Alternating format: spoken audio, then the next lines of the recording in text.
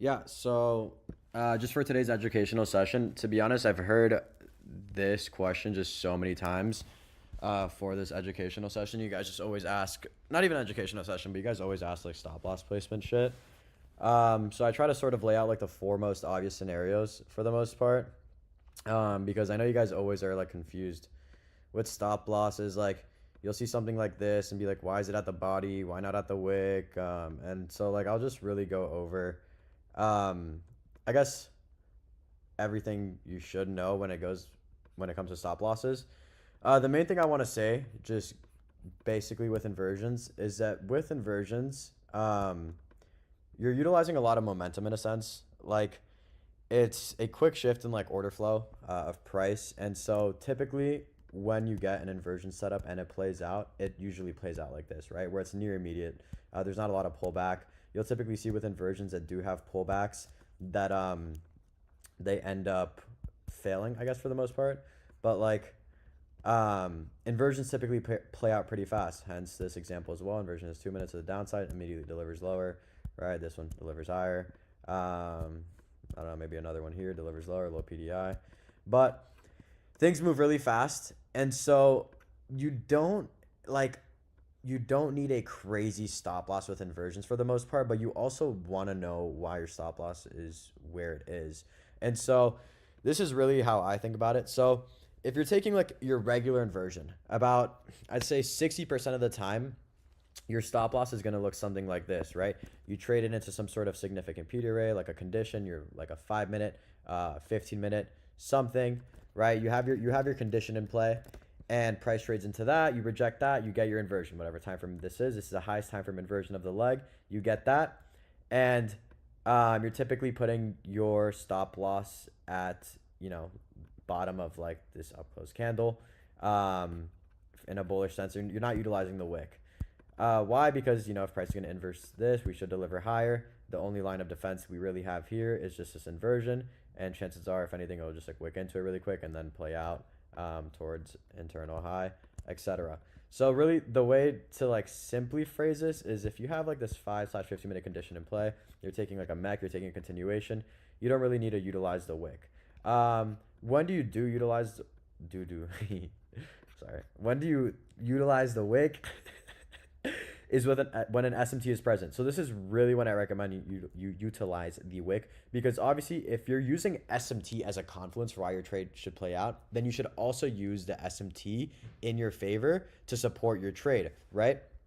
Does that make sense? Like if you're expecting an SMT to hold, then you really want to use it completely, because what if price delivers lower here and doesn't invalidate the SMT and it still ends up holding, but gets close to the end, but it's still holding. So really, if there's an SMT, utilize the wick.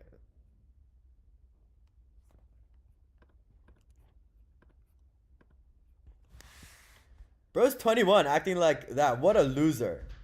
What a loser. And so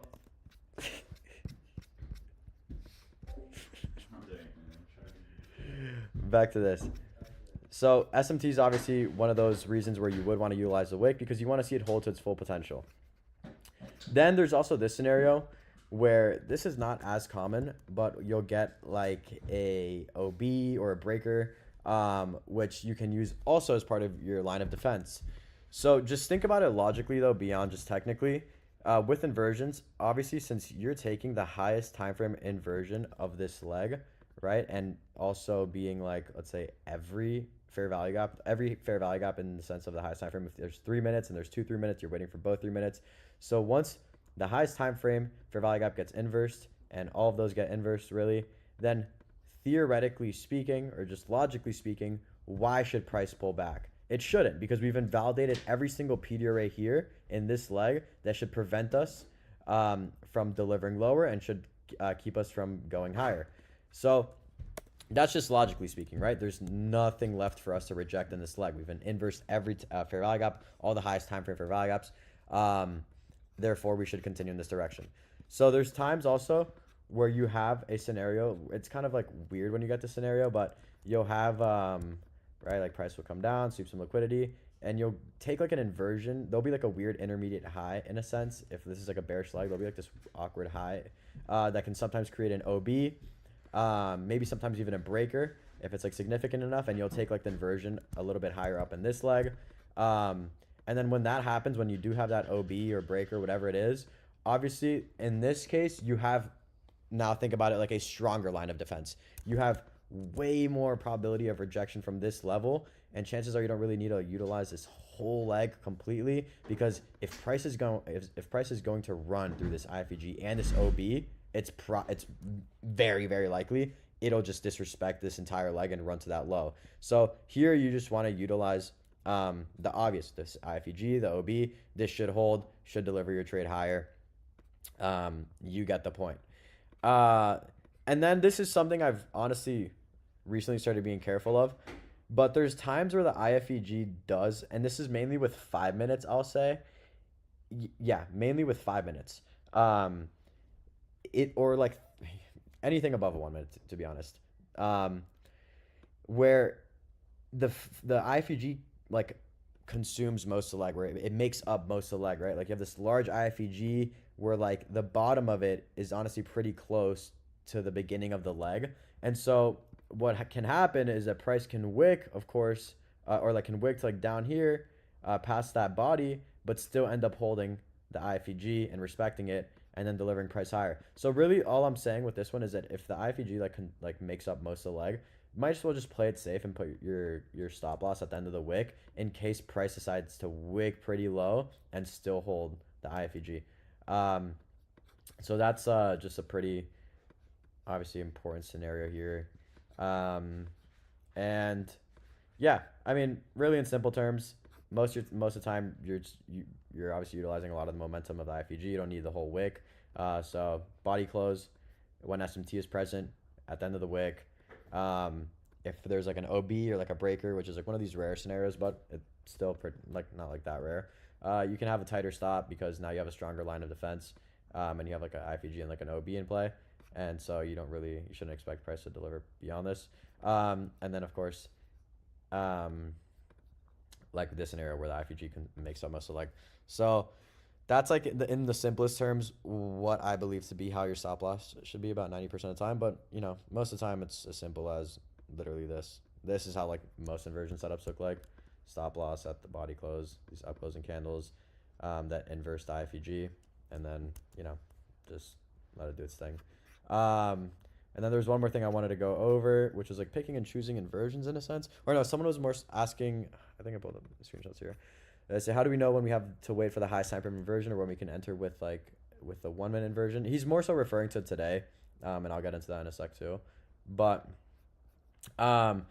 let's say like there's like scenarios like this, right, where you have this whole leg, this like giant bearish leg, this giant buy side imbalance, and you'll see us take like a 5 minute inverse to like an unfilled 15 minute. Obviously, like technically speaking here, this whole leg, the highest time frame is not the 5 minute, but since the range is large enough where there's just like good RR towards the next unfilled gap, which could be a higher time frame, then you know you can take like a 5 minute inversion to an unfilled 15 minute and whatever. There's also a scenario like today.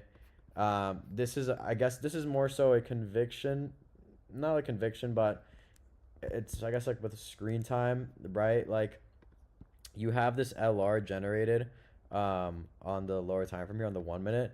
You have all these stacked highs below this high. You have this LR. It's like a nice little PDI. Your price starts chopping up around here, manipulates lower. What does it do? Hits the 5 minute, and then you get that inversion in the manipulation leg. And so obviously when you have that opportunity present, you want to be taking that discounted inversion. And some people were a little bit skeptical because you did have that that 3 minute above. But as you can see here, if you were like when there is in a sense enough room, kind of this, I mean, this is like not a good scenario because the 3 minutes within all this LR. If we're inversing this 1 minute at the manipulation leg, chances are we'll just run this LR. And I know that just because fucking screen time. But let's say you were skeptical about the 3 minute. What can you do? You can take the inversion of the 1 minute. Once price trades into that 3 minute, you can be break even, which in this case would still um, allow you to stay in the trade. Of course, you wouldn't get break even because price hits a 3 minute there. That's a rare scenario. That doesn't really happen that often. I wouldn't be too worried about that. But that does bring up the conversation where it's like,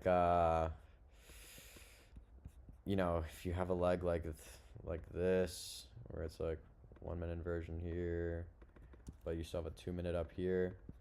When it's a scenario like this, I wouldn't do that like that picking and choosing thing, or give like a 1 minute IFUG down here and a 2 minute up here. To be honest, just wait for the 2 minute.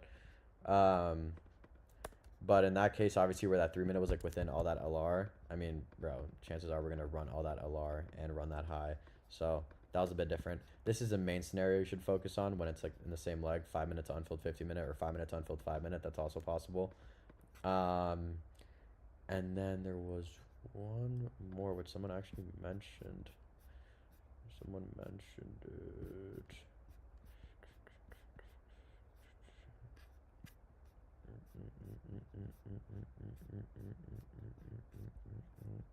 I don't know where it went.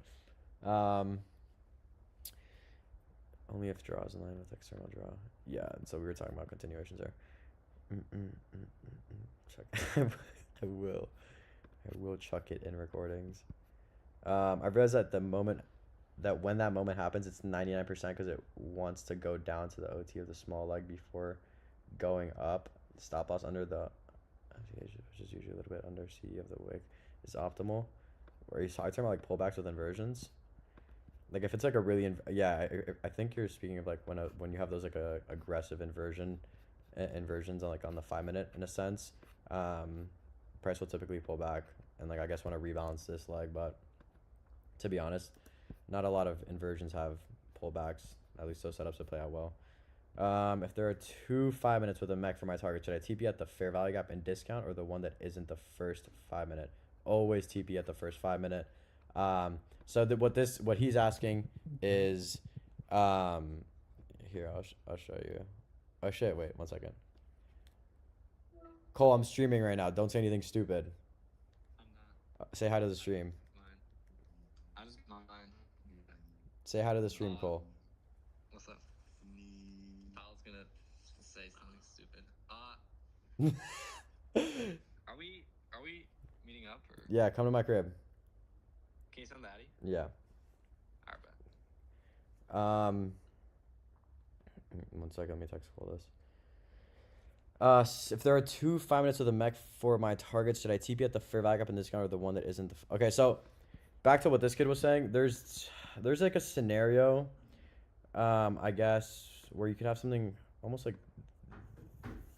let's try to draw it out here.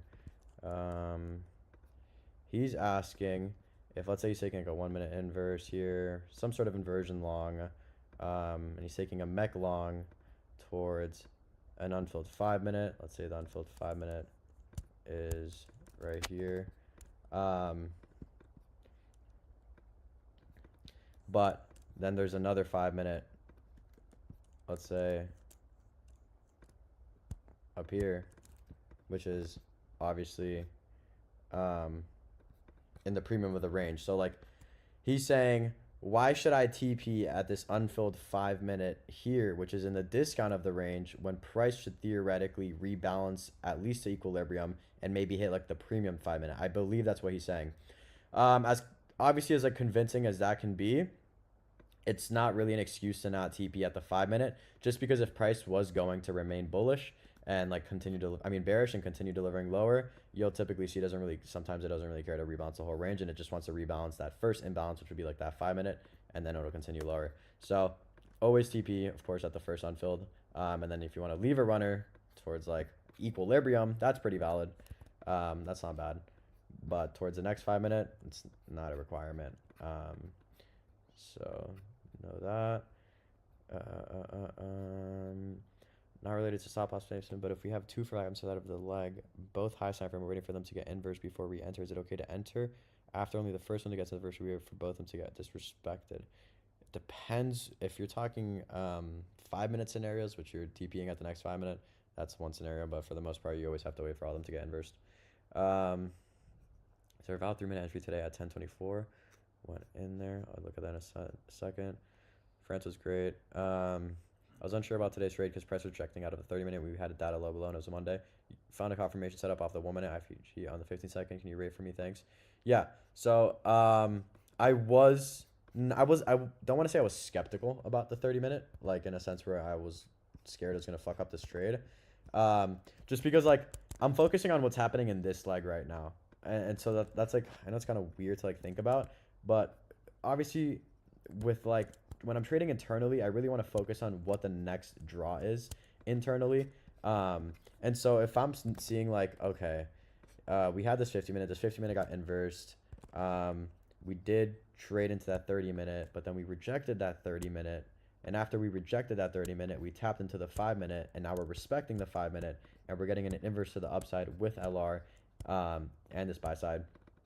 So I'm just thinking, you know, it clearly looks like this 30-minute kind of did its job. It delivered price lower here. It traded us into this 5-minute, and now price wants to continue higher. We have a clear rejection of this low where the 5-minute is, and we're getting a clean inversion on the 1-minute, and we're simply targeting, you know, this leg. Like we're really focused on this leg.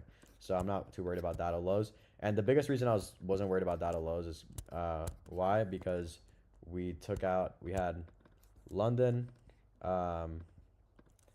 We had London get swept here. London get swept.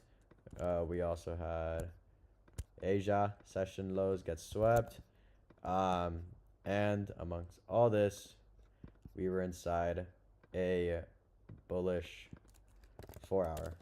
So data lows kind of wicked in to data lows in itself swept London, swept Asia, and hit this higher time frame PDRA. So it kind of corrected an imbalance in price in the higher time frame, and then we got delivery off of that. So I wasn't like really too focused on data lows, but I was down to take shorts if the model presented itself, right? If we had like an opportunity here towards unfilled 5-minute and data lows, I would have taken a short there. But at the time, it looked like price wanted to go higher. You get what I'm saying? So you don't want to be like too hyper fixated on like certain PD arrays or certain levels. You want to be more so focused on like what's actually being pieced together at that second. Let me. Let's see. Yeah, what time's it? 10:30. Shy. All right. Can you go over? Yeah, I'm gonna upload the session. Right? Yo, I know you're saying this like as a joke, but you can't tell me LNDN doesn't sound so hard. And yo, wait, check this out though. Like this looks tough and all, but you add a period, it just looks so clean, bruh. Mm-hmm. It looked London LNDN period. It's just hard as fuck. It's a little bit more for like more mature traders. But if y'all want to start doing that, let me know. I mean, just make sure when you do it, and yeah, I did say do again, just put dash patty at the end, because if not, like people are gonna get that shit twisted and think like you came up with it. So just make sure like you quote me and shit. Yeah, 3-minute entry. Everyone keeps talking about 3-minute entry. Let me just go over one more question, then I'll go over those trade today you guys are talking about. During the accumulation after hitting the 4-hour and sweeping sell side, is it a bad idea to want to see PDI price manipulate higher and get a short to data lows? No, absolutely not. I mean, obviously that would have been fucking great, but there just wasn't any short opportunities. Unless you guys are talking about after, which it does look like price sold off, so I believe you guys are referring to something here. Let's see. Are you guys referring to this PDI setup? Who's referring to what's the 11 a.m. trade? Who the fuck are these?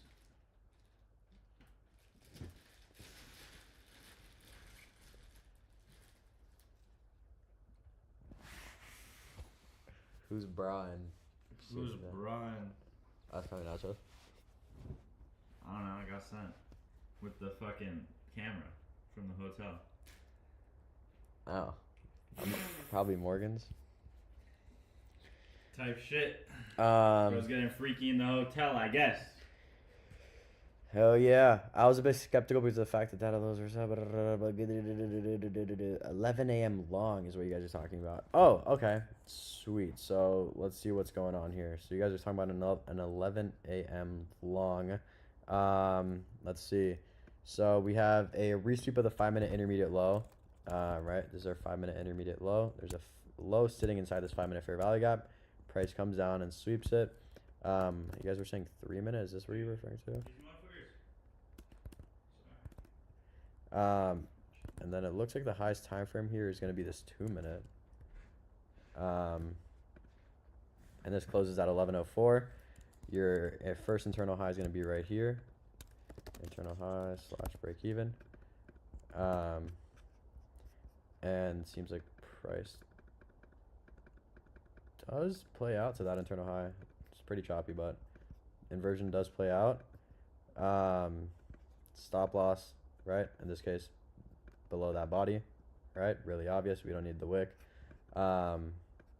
You get a 1-to-1 at this internal high. Pretty nice.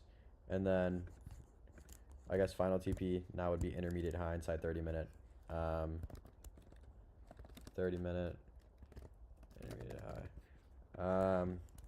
And I don't know if that hits. Okay, that does hit too. Cool. So this was that was an interesting trade. That was definitely not bad at all. Anyone take that?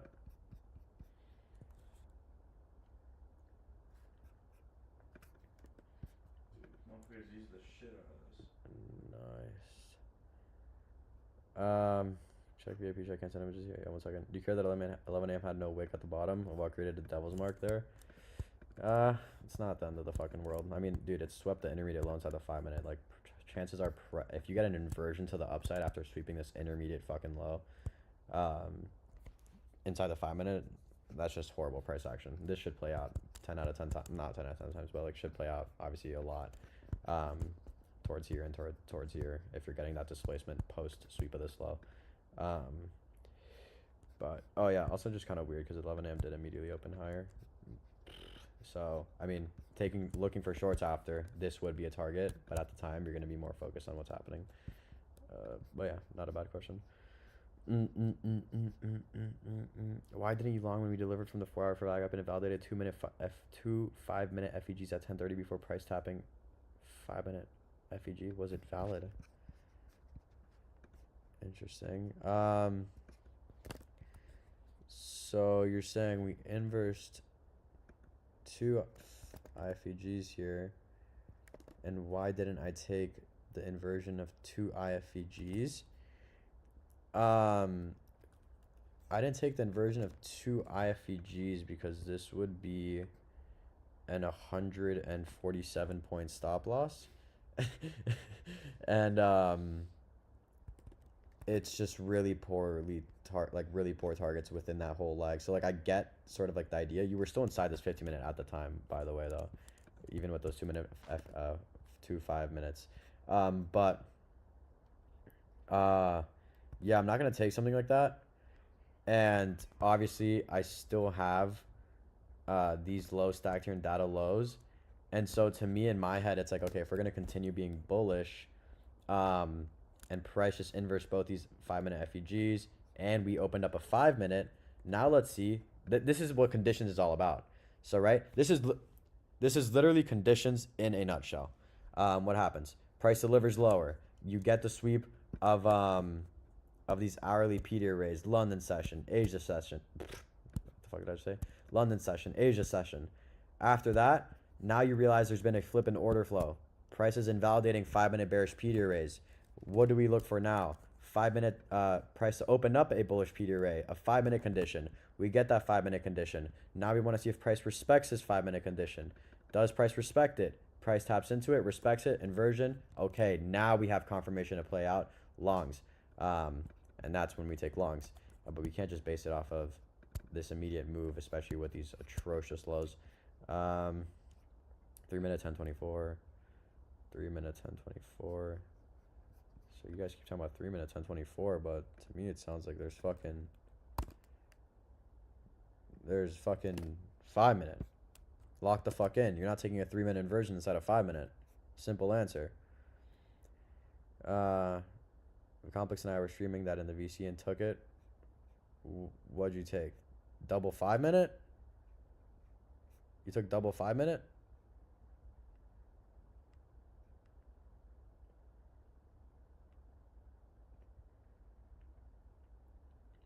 It's bad trade. 140 stop, bruh. You gotta lock in. Is 15 minutes to another 15-minute valid? No, we don't take entries based off the 15-minute. 10:30 short, 1 minute version to unfilled 5 minute. We didn't have a great higher time from PD rate that we tapped though. 10:30 short, 1 minute version to unfilled 5 minute.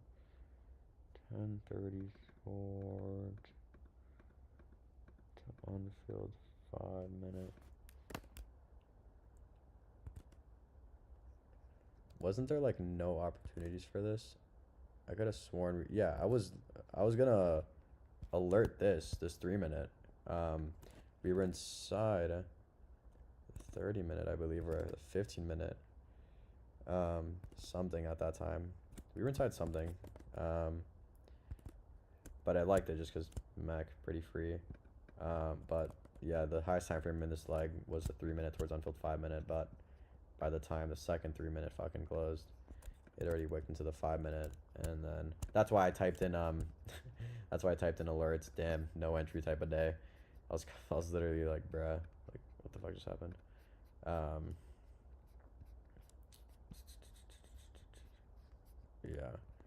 Yeah, rip Mac opportunity, no entry day. That was right there. But yeah.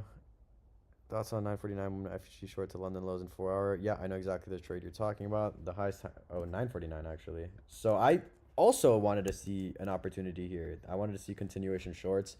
We had the 5 minute right here, if I remember correctly. So price trade into his 5 minute. If we're gonna take continuation shorts, then we need that 5 minute in play. Price trades into that 5 minute. Our external liquidity is still intact, London and Asia. But why can't we take this, guys? Why can't we take this inversion to the downside?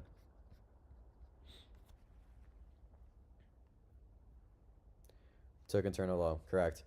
For those of you who said equal highs, not a bad answer, but remember that kind of got patched. The consistent equal highs back to back. Fuck that. 2 significant swing lows as equal highs as equal highs. Way more effective. But 2 1 minute candles. I wouldn't be too worried about that anymore. But yeah, correct. Took internal low. So we need this low to still be intact if we want to short this. The 30-minute fair value gap didn't affect the buy of today. It was something to consider, but like I said, and you can rewatch this stream, it was what was happening at that very moment that was really important, and we were respecting bullish P to raise at the time and invalidating bearish P to raise at the time. It is ideal to see this, yes. All right, boys, I am gonna call it here. I need to get ready for dinner and a bunch of stuff, but I appreciate all you guys. Yeah, I'll upload it immediately. I appreciate you guys pulling up and listening to this educational session. Big takeaways here is going to be stop loss placement, of course. I know a lot of you guys have been wondering how to go about stop loss placement. And these are really the 4 scenarios I want you to consider. Yeah, we'll catch you guys tomorrow. Hopefully we can catch another dub, starting off the week strong. Pretty fucking fly. I don't have the 15-second chart, but I know exactly what scenario you're talking about. That's pretty solid. But yeah, much love, boys.